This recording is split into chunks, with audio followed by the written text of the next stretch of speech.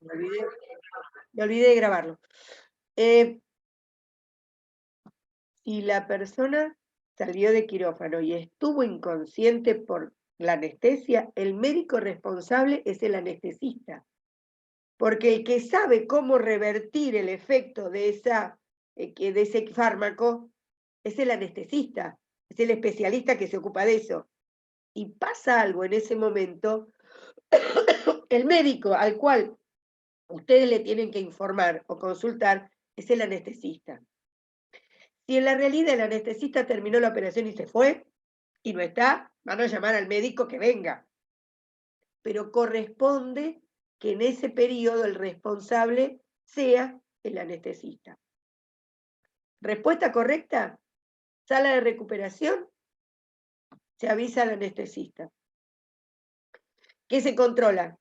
Que se recuperen los signos vitales, que se recupere el estado de conciencia y fundamentalmente al recuperar las funciones del organismo, es bueno que en las primeras 12 horas el paciente orine. Quiere decir que entra de nuevo en funcionamiento todo su sistema interno.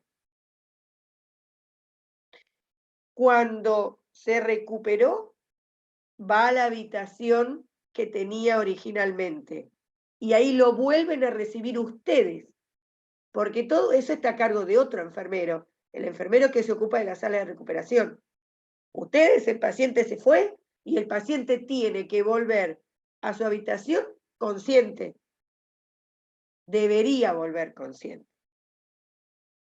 Ahí ustedes vuelven a anotar en la hoja de enfermería y en el report, paciente regresa de quirófano a tal hora. Y ahí vuelve a ser responsabilidad de ustedes. Y ustedes van a tener los controles de los signos vitales, todo lo normal que le controlan a un paciente, hasta que no tenga indicación de volver a comer, no comen, aunque tengan hambre.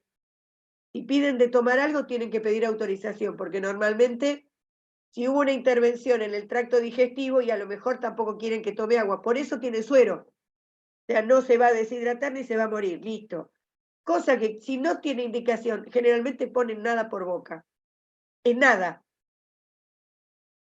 es nada. Si pide, tienen que pedir autorización al médico. Y no tocan la curación del apósito de la herida, salvo que haya una hemorragia, que haya un problema, porque la primera curación la hace el cirujano. Muy importante. El cirujano deja cubierta con una curación, con el apósito, con lo que sea, la herida quirúrgica en quirófano, y el único que la vuelve a tocar después de ese momento es el cirujano. La primera curación la hace el cirujano, porque si ustedes tocan algo antes, el cirujano no se hace cargo si hay un problema. Después de la primera curación, ustedes se encargan de acuerdo a las indicaciones que dejen. Normalmente las curaciones son muy simples porque se trata de sacar un apósito, limpiar con desinfectante la herida, verificar que no haya, que un punto no se salga, que no supure, que esté todo bien, volver a tapar y listo, ¿eh? No tiene ningún secreto la curación de una herida quirúrgica. Cuando se complica, entonces sí, pero ahí van a tener indicaciones especiales. Las heridas quirúrgicas, igual que el ombligo del bebé, se limpian con alcohol. Algodoncito, alcohol, se tapa y listo. No hay más. Y normalmente, 2, 3, 4 días después, la persona es dada de alta y se va. Y lo citan un día para ir a retirar la sutura, etc. La única finalidad del acto quirúrgico de cortar la piel, llegar a un lugar donde hay un problema y arreglarlo, es para que la herida sea limpia. Es la misma, ¿se acuerdan en materno? La única finalidad de la episiotomía es que no se desgarre la vulva, nada más. Porque unir dos trozos de piel con un corte limpio es más fácil que pegarlo todo roto. La sutura no se vuelve a suturar. Si se sale un punto porque la piel tuvo un problema, porque el punto estuvo mal hecho, no se vuelve a suturar. A veces las heridas se descosen, se abren todas. No se vuelve a suturar. Eso se llama dehiscencia, D-E-H-I-C-E-N-S-A,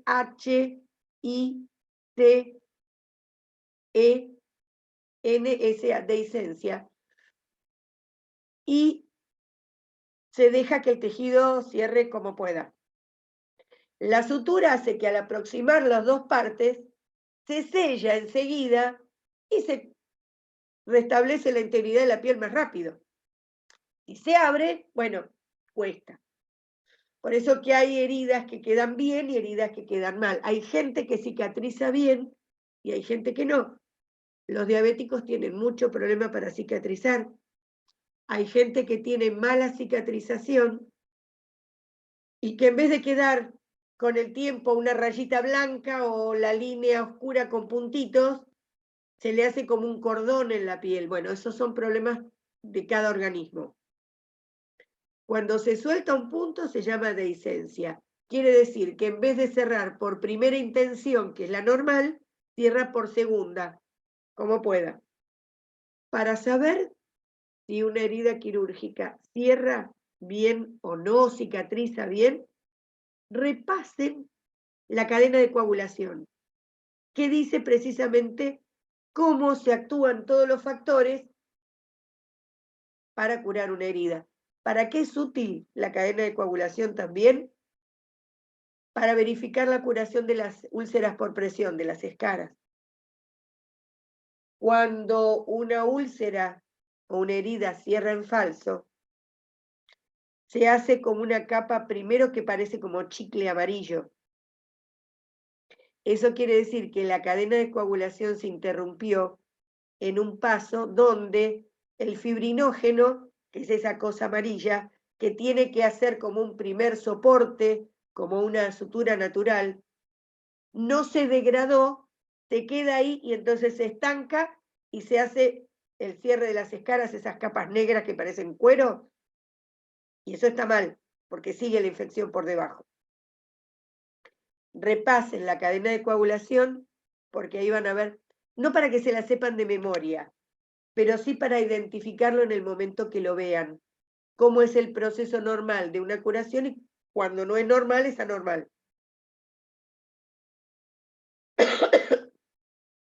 Si ven los tiempos quirúrgicos, van a ver que hay un prequirúrgico, que es lo que hablamos de lo que se hace generalmente las primeras 24 horas cuando la persona se interna. Intraquirúrgico, donde generalmente la enfermera no hace nada, porque no está dentro del quirófano. Postquirúrgico inmediato, si existe, es el periodo inmediato a la cirugía, que generalmente se marca más en aquellas personas que han tenido que estar anestesiadas completamente, anestesia total. La anestesia local normalmente vas a la habitación y listo, porque no estás lúcida, está bien. El periodo que va cuando ustedes lo vuelven a recibir en la habitación hasta que se va de alta es el posquirúrgico mediato. Ahí están a cargo del médico clínico, del médico que lo mandó para operar. El médico le va a dar una alta clínica, no alta quirúrgica, una alta clínica. Quiere decir, está en condiciones de seguir la recuperación en su domicilio. Se acabó, paciente dado de alta clínica se va a tal hora, chao. Ese paciente vuelve a ver al cirujano para que le saquen los puntos y vuelve para ver, por ejemplo, si es una cirugía traumatológica, al mes o a los 2 meses para ver una placa, cómo se soldó el hueso. Cuando el cirujano decide que ya está restablecido, ahí tiene la alta quirúrgica y ese tiempo se llama posquirúrgico tardío. No está a cargo del enfermero, pero corresponde a un tiempo quirúrgico. Entonces, a cargo del cirujano dentro de quirófano. En la sala de recuperación, a cargo del anestesista. Hasta que se va de alta clínica, se va de la internación, a cargo del médico clínico o el especialista. Y el alta quirúrgica es cuando después, ambulatoriamente, el cirujano le dice, ya está.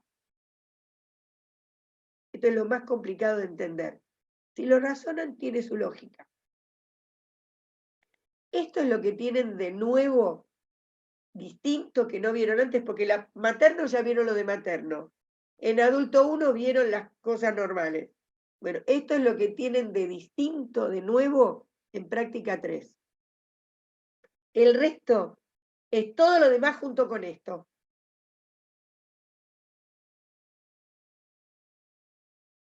Yo lo expliqué medio rápido, pero si ven el PowerPoint que tienen, si ven el material que está en el Classroom general, lo van a entender. No pretendo que ahora me digan que lo entendieron. Quiero que lo lean, que lo piensen y que después me digan qué parte tienen dudas, qué partes no entendieron, qué partes necesitan una aclaración. No es complicado, tiene sus pasos. Y les voy a dejar, si quieren, ¿les pareció bien que se las deje por correo como la vez pasada? ¿Las preguntas? Sí, profe. Sí. Entonces Sí, profe. se las vuelvo a mandar por correo las preguntas de esta materia, pero las grabaciones, para no armar otro Classroom más, las grabaciones se las voy a subir a este mismo Classroom que hicimos, que estamos solo ustedes Sí. y yo, así no, no hay otro. Van a haber unas que son de día lunes y unas que son de día miércoles, unas que son de organización y otras que son de práctica. No va a haber confusión, seguro.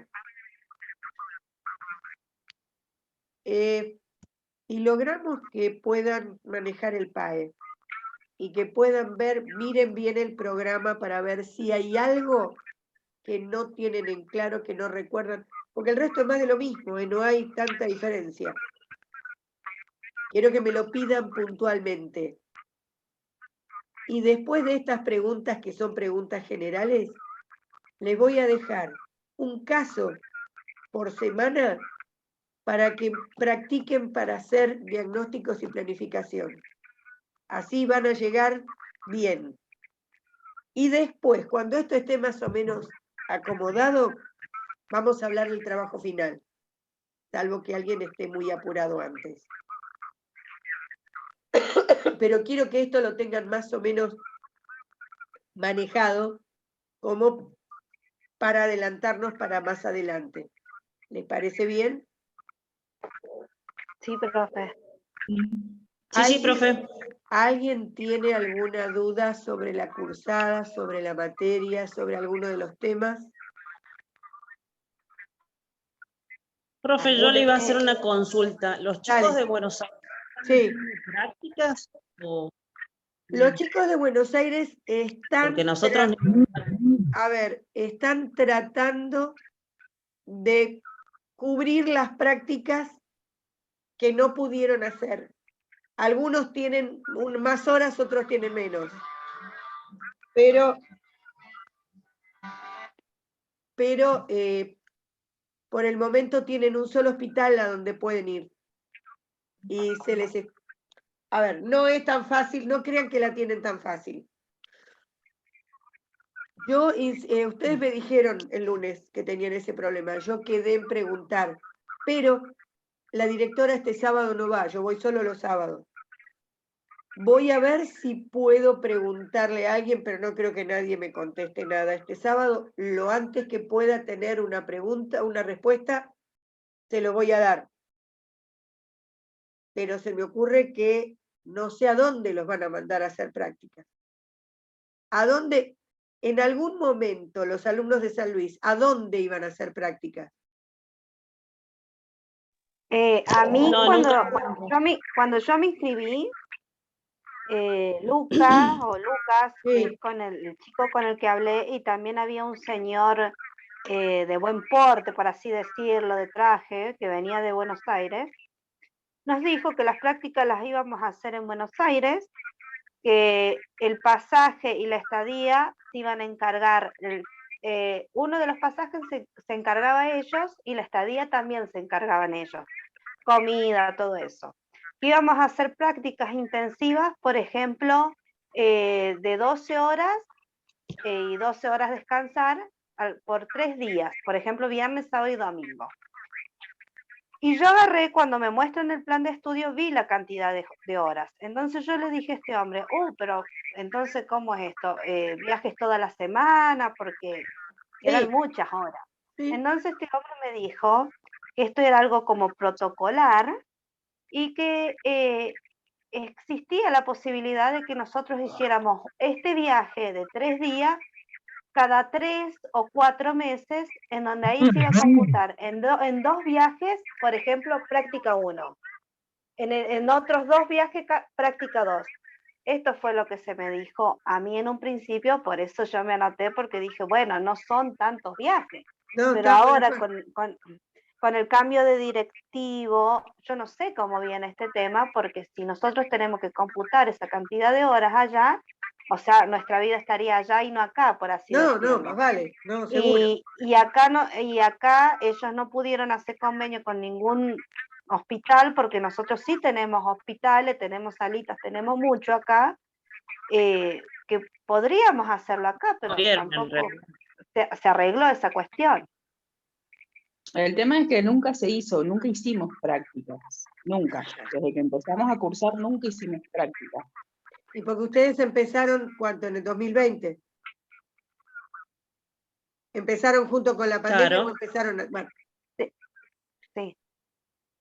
Cuando empezó la pandemia y nosotros cursamos una sola clase el sábado anterior, Chao. previo a que empezó la pandemia. Sí, listo. Bueno, a ver.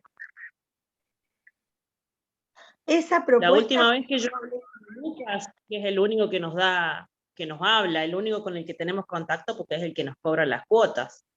Y él nos dijo que, yo una de las veces que llamé enojada, porque digo, no puede ser que nos estén Profe, si quiere todas saque las la veces grabación. un cuento nuevo. Dale, sí, mejor.